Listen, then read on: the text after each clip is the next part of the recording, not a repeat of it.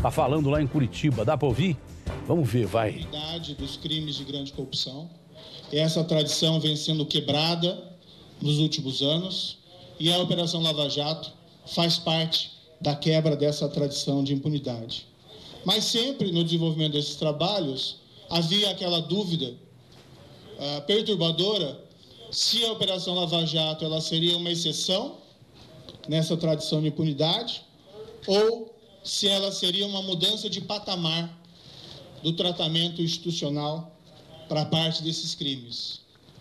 Eu trabalhei nesses casos, posso dizer aqui, assim eu como outros, com bastante dedicação, com um certo custo, e o que mais me perturbava era essa sensação de que um dia a minha sorte e a sorte da Operação Lava Jato poderia ser encerrada. Não faltaram momentos de tensão ao longo dessa operação. Importante isso, hein? Seja por pontualmente decisões que Luiz Moro disse que teve dúvida da continuidade da Lava Jato. Pontuais decisões nossas, depois até decisões que foram revertidas.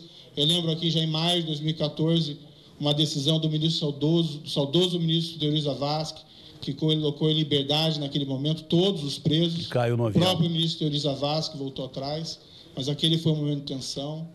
Diversos momentos em que surgiram, vamos dizer, informações sobre projetos de lei em trâmite no Congresso que poderiam afetar o trabalho da Operação Lava Jato, afetar o trabalho que se realizava de quebrar essa tradição de impunidade, como a discussão que houve sobre o projeto de abuso de autoridade, que sem cuidados poderia ser uma criminalização da atividade hermenêutica. Todas essas sensações de que um dia a sorte poderia acabar e que nós poderíamos retornar àquele padrão de impunidade da grande corrupção, o que é algo deletério para a democracia, me levou a aceitar esse convite que me foi feito pelo senhor presidente eleito. O objetivo é, no governo federal, realizar o que não foi feito, com todo respeito, nos últimos anos, de buscar implantar uma forte agenda anticorrupção. E aqui eu agregaria, porque é uma ameaça nacional, uma forte agenda também anti-crime organizado.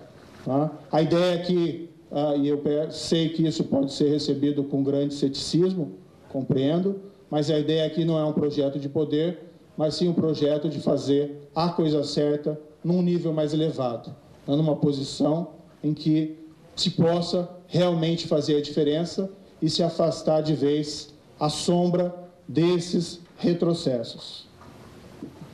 Portanto, o que ele disse é combater o crime organizado e a Lava Jato continua. Pessoalmente, com mais força. Eleito, em 1º de novembro. Tá? Foi a primeira vez que eu entabulei uma conversa pessoal com o presidente eleito. Eu encontrei, por acaso, o presidente, então não era presidente, então deputado federal, por acidente num aeroporto. Congonhas. Não sei se em 2017, em 2016, e eu não reconheci na ocasião e o cumprimentei rapidamente. Posteriormente, houve uma certa exploração de seus adversários políticos desse encontro, como se eu tivesse o ignorado, e eu não tinha intenção de ser mal educado, e eu tomei a liberdade, então, de ligar para ele e pedir escusas por aquela interpretação que me pareceu equivocada, mas houve aí uma conversa muito rápida, não mais do que isso.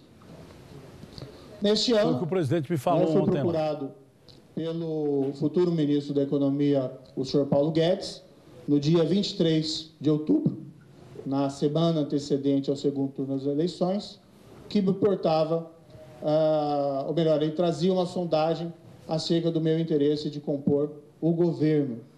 Eu adiantei para ele qual era o meu entendimento sobre esse tema,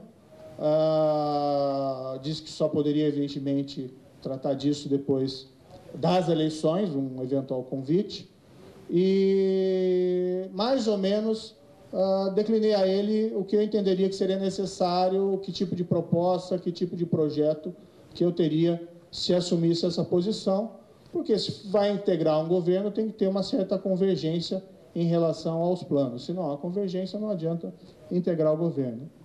Em seguida, depois das eleições, houve o convite público que o senhor presidente eleito realizou, e houve esse encontro em 1º de novembro, onde nós conversamos mais longamente sobre esse convite e quais seriam os meus planos e os planos dele no âmbito se aceitasse esse convite.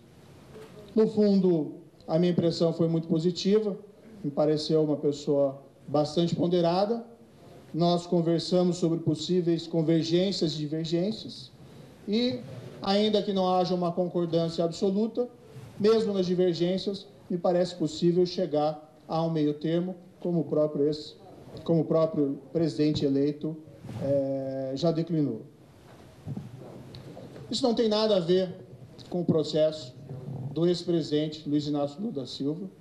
O ex-presidente Luiz Inácio da Silva foi condenado e preso porque ele cometeu um crime e não por causa das eleições. Embora eu tenha proferido a primeira decisão, essa decisão condenatória já foi confirmada pela Corte de Apelação, ou seja, por um painel de outros 3 juízes, e foi o próprio tribunal que ordenou o início da execução e a prisão do ex-presidente. Eu apenas cumpri a decisão. Diga-se que essa ordem de prisão foi previamente autorizada em um julgamento pelo Supremo Tribunal Federal de um habeas corpus preventivo. Então, o que houve aqui é uma pessoa que, lamentavelmente, cometeu um crime. Esse crime foi investigado, provado, e ela respondeu na justiça por esse comportamento criminoso. Está dizendo que o Lula não teve nada a ver com a prisão do Lula com as eleições. A Operação Lava Jato, políticos, não só do Partido dos Trabalhadores, mas políticos de outros partidos. Se alguém vai perguntar, precisa perguntar daquela história do Palocci, né?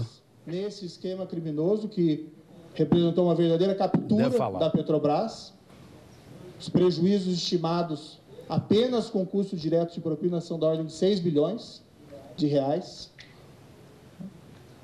Políticos de vários espectros partidários foram condenados. Do Partido Progressista, do PMDB. Nós temos aqui condenado e preso já há 2 anos o ex-presidente da Câmara, que era considerado um adversário político do Partido dos Trabalhadores. Nós temos o ex-governador do Rio de Janeiro.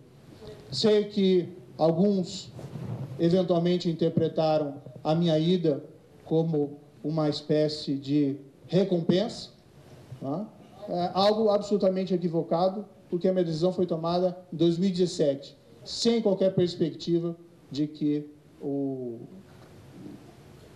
então deputado federal fosse eleito presidente da República. E como eu disse, o que existe é um crime que foi descoberto, investigado e provado, e as Cortes de Justiça apenas reconheceram esses fatos e impuseram a pena prevista da lei. Ou seja, as Cortes de Justiça apenas cumpriram aí o seu dever e não poderia ser diferente. Eu não posso pautar a minha vida com base numa fantasia, num álibi falso de perseguição política. Pois bem, como eu disse, eu aceitei esse convite, porque entendi que havia convergências importantes, especialmente no que se refere a essa agenda anticorrupção e agenda anticrime organizado, deixando muito claro que tudo seria realizado com base, e essa é a posição firme do presidente eleito, com base na Constituição, com base nas leis, com base nos direitos fundamentais. Falando um pouco do futuro, peço escusas por me estender um pouco, mas são esclarecimentos importantes. A ideia é apresentar uma série de propostas legislativas para aprimorar o quadro legal contra corrupção e crime organizado. Essas propostas ainda estão sendo elaboradas. Eu não tenho condições de adiantar, porque não é uma decisão apenas minha. Essas propostas vão ser elaboradas, vão ser apresentadas aos demais componentes do governo, inclusive o presidente eleito, e será avaliada também politicamente como isso deve ser apresentado perante o Congresso Nacional. A ideia geral é resgatar parte das propostas das 10 medidas contra a corrupção do Ministério Público. Também utilizar, já falei com o representante no Brasil da Transparência Internacional, o senhor Bruno Brandão, resgatar, utilizar em parte essas propostas que foram formuladas pela sociedade civil organizada, Transparência Internacional e Fundação Getúlio Vargas, principalmente, que são as novas medidas contra a corrupção. A ideia é que essas reformas sejam propostas simples e que possam ser aprovadas em um breve tempo, sem prejuízo de que propostas mais complexas, e existem várias propostas um pouco mais complexas dentro dessas novas medidas, sejam apresentadas no momento um pouco posterior ou paralelamente. Mas a ideia é apresentar alguma coisa simples e de fácil aprovação no âmbito do Congresso. Muito rapidamente, exemplos que não são definitivos. Como eu disse, há necessidade de discutir. Alteração de regras de prescrição dos crimes, avaliar a possibilidade de deixar mais claro na lei a execução em segunda instância, a previsão da execução das sentenças dos tribunais do júri. Já existe um precedente da primeira turma do Supremo Tribunal Federal admitindo que vereditos do Tribunal do Júri, ou seja, crimes de homicídio, possam ser executados independentemente dos recursos. Para um quadro grave de uma epidemia de homicídios, me parece importante essa medida. A proibição de progressão de regime prisional quando houver prova de ligação do preso com organizações criminosas. Tá? A progressão de regime visa a ressocialização do preso. Mudanças do Código Penal. Mas se existem provas de que o preso mantém vínculos atuais com se for do PCC, Comando Vermelho, não tem progressão de pena, não tem saidinha. Ressocialização. Isso é o que ele está dizendo. Servir como um incentivo para que os presos se abstenham de filiar essas organizações e também enfraquecer essas organizações e proteger a comunidade da soltura de um preso que não está pronto para ressocialização. Negociação de penas, uma espécie de plea bargain, para resolver rapidamente casos criminais pequenos. Assim, limpa-se a pauta da justiça e evita uma sobrecarga desses processos. Uma regulação mais clara do que nós chamamos de operações policiais disfarçadas. Isso se faz muito nos Estados Unidos, com grande eficácia contra organizações criminosas, a utilização de policiais disfarçados para descobrir esses crimes. Então, por exemplo, policiais disfarçados comprando grandes carregamentos de drogas e armas. Infiltrados, né? A nossa legislação, embora, na minha opinião, permita esse tipo de comportamento, ela não é assim totalmente clara e é importante deixar isso de uma maneira mais clara. A questão da proteção dos denunciantes anônimos, o que se chama de whistleblowers, tudo isso vai ser avaliado e novas propostas vão ser inseridas, essas aqui são apenas um exemplo, para que nós possamos avançar nessa pauta de enfrentamento eficaz da corrupção e do crime organizado. Paralelamente às medidas legislativas, medidas executivas serão tomadas. A ideia principal é utilizar o modelo que foi bem sucedido na Operação Lava Jato, de forças-tarefas, e utilizar essas forças-tarefas não somente contra outros esquemas de corrupção, mas igualmente contra o crime organizado. Sempre me vem à mente o exemplo, a cidade de Nova York, na década de 80, haviam 5 famílias mafiosas muito poderosas que intimidavam e extorquiam e dominavam atividades econômicas, e graças à criação de forças-tarefas, lavagem de dinheiro, FBI na época, e trabalhando em conjunto com as promotorias locais ou promotorias federais, se logrou desmantelar essas organizações criminosas que, embora não tenham o dinheiro do crime, que foi o que a polícia americana fez com essas famílias mafiosas. Do que tinham no passado. Necessário incrementar o controle das comunicações dos presos em presídios de segurança máxima. Eu perguntei ontem para o Bolsonaro. A prisão tem que realmente neutralizar a possibilidade dessas pessoas de comandar crimes de dentro. Comandar o crime de dentro da cadeia, Precisa dificultar investir isso. consideravelmente em tecnologia. Nós temos o BALEI hoje que autoriza no Brasil a colheita do perfil genético do preso, que é como se fosse uma moderna impressão digital do DNA. Essa é uma prova revolucionária para a identificação de crimes praticados com grave violência contra a pessoa. Tá? Em países que desenvolveram esses bancos de dados, isso serve não só para elucidar crimes, mas igualmente para exonerar inocentes, às vezes condenados por crimes judiciários. E nós temos, no entanto, apesar da lei, uma política muito tímida de colheita desse material. Então, quero desenvolver uma política agressiva no sentido não violento, evidentemente, mas para aumentar essa base de dados, que certamente vai resultar em melhores estatísticas para a elucidação de crimes de homicídio no Brasil, que são muito baixas. Buscar uma progressiva profissionalização do serviço público civil.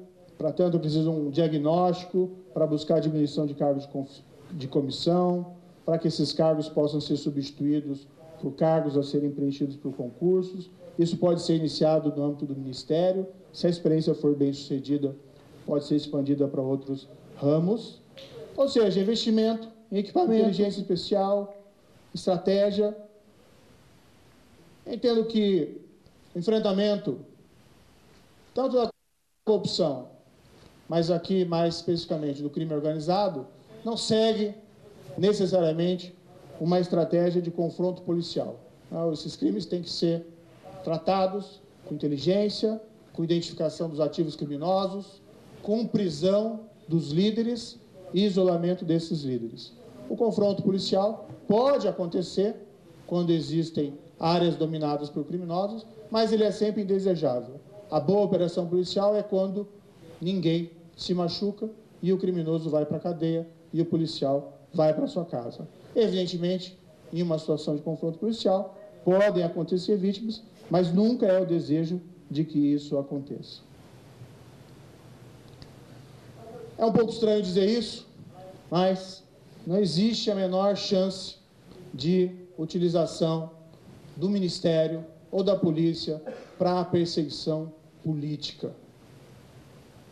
Não foi feito isso durante a Operação Lava Jato. As pessoas foram condenadas com base em crimes de corrupção, lavagem de dinheiro ou associação criminosa, com base em provas robustas e não por suas opiniões políticas. Não vai ser no Ministério que eu vou começar a realizar isso. Também é um pouco estranho dizer isso, mas todos têm direito à igual proteção da lei, maiorias, minorias. Tá? Não existe aí qualquer possibilidade de, no âmbito da segurança pública, no âmbito da justiça, políticas discriminatórias contra minorias, seja qual for o motivo. Minha posição pessoal, crimes de ódio são intoleráveis, isso tem que ser resolvido normalmente pelas polícias locais, mas, se for necessário, pode-se até mesmo movimentar o aparato da Polícia Federal para que crimes de ódio sejam solucionados. Não desconheço o problema que envolve o assassinato da ex-vereadora Marielle Franco e do senhor Anderson Gomes. Eu acho que é um crime que tem que ser solucionado. Eu, assumindo o Ministério, pretendo me inteirar melhor dessas questões e ver o que é possível fazer no âmbito do Ministério. Que houve declaração tão complicando as investigações da Marielle. Sim, nomes que trabalharam na Operação Lava Jato, tanto por terem sido testados por sua eficiência como por sua integridade, estão sendo considerados. As indicações virão a seu tempo. A relação com os demais poderes será absolutamente harmônica e respeitosa, Congresso e Supremo Tribunal Federal, como é absolutamente necessário. Tudo vai ser feito com base na Constituição, com base na lei, com base dos direitos fundamentais. Mas a Constituição, essa é a minha crença, não nos condena à inefetividade do serviço de segurança pública ou à impunidade da grande corrupção ou da corrupção sistêmica. Bom, você vai ter mais detalhes da entrevista do superministro Sérgio Moro com o Douglas Santucci, esmiuçando os principais pontos que ele vai falar daqui para frente. E daqui a pouco o Douglas já vai falar, ele deve estar no fim, mas o principal que foi dito pelo Sérgio Moro aí, que fica salvaguardada, por exemplo, a Lava Jato, para se combater a corrupção, que isso vai ser ainda mais sério durante o governo em que ele vai participar, combate maior à corrupção, corruptos e corruptores, e também em relação à segurança pública, o recado dado que vai combater o crime organizado. Eu nunca vi ninguém falar com essa veemência que vai combater o crime organizado do jeito que ele está falando. Agora, vai ter reação, é evidente que vai ter reação. Ele não quer progressão de pena para quem é ligado aos grandes cartéis aí do Brasil, né, ao crime organizado brasileiro. O sujeito é do PCC, esse não progride, esse não vai ter progressão de pena, não vai ter saída temporária e tal. É claro que vai ter reação.